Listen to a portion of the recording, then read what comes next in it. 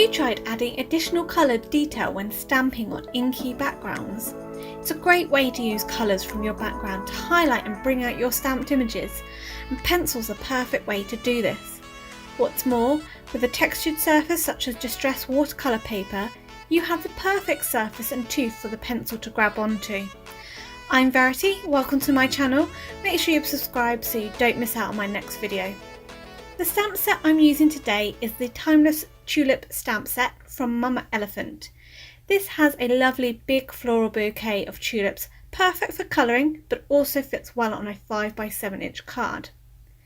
To start off, I have trimmed a sheet of distressed watercolour down into 4 and using one of the pieces for the background.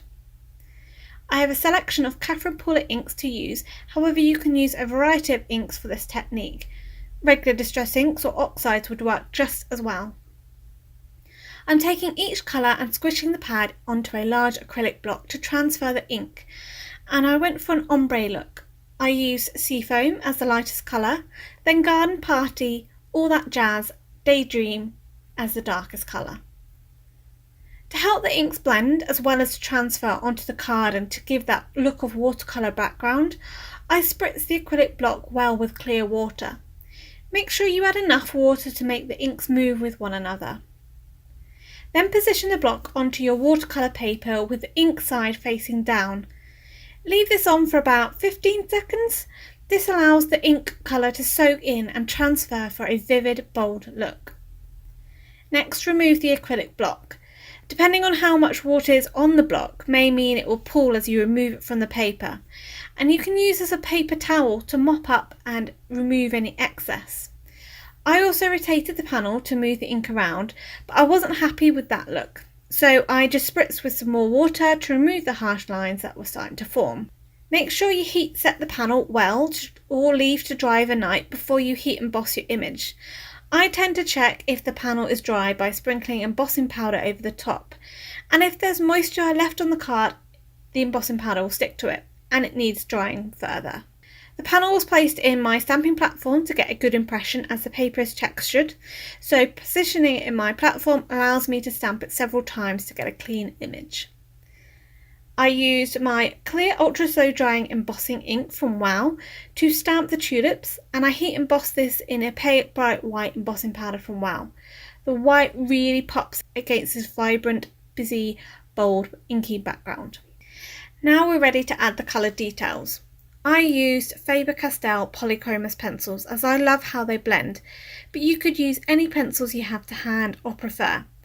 I'm no expert when it comes to colouring with pencils, but I started with my darkest colour at the base of the petals, adding a basic layer of dark, medium and light colour before then going back with another layer to blend the colours together. The white pencil really helps blend these colours. I'm going to pop some music on whilst I continue to colour the image in. If you would rather skip this bit, head to the 15-minute marker in the video where I continue to assemble the card.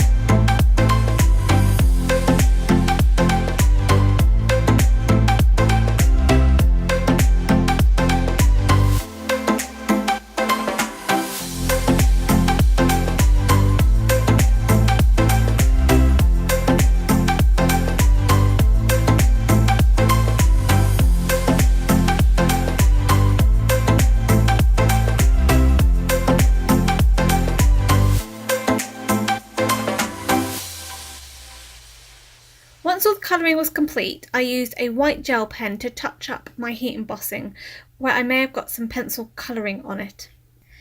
I hadn't positioned the block straight on my watercolour paper, so to fix this mistake I just trimmed the panel down, removing the white border. I foam mounted the panel onto a 5x7 card base and added a heat embossed "For You" in the label on the bouquet. This sentiment comes from the Timeless Tulip stamp set. Off screen, I also added a few sequins to embellish the card. This card was the card I gave to my mum on Mother's Day here in the UK, and it was a perfect stamp as she loves tulips. I hope you enjoyed the technique of using coloured pencils to add detail to stamped images on inky backgrounds. This card was produced as part of my design teamwork for Bumbleberry Papercrafts, an online UK/EU stockist of American crafts, stamps and dies, so make sure you check out Katrina's site. If you're not a subscriber already, why not click that button below along with the bell icon to be notified when my next video is up. And don't forget to give this video a thumbs up. For more inspiration, also check out this other video. Until next time, happy crafting!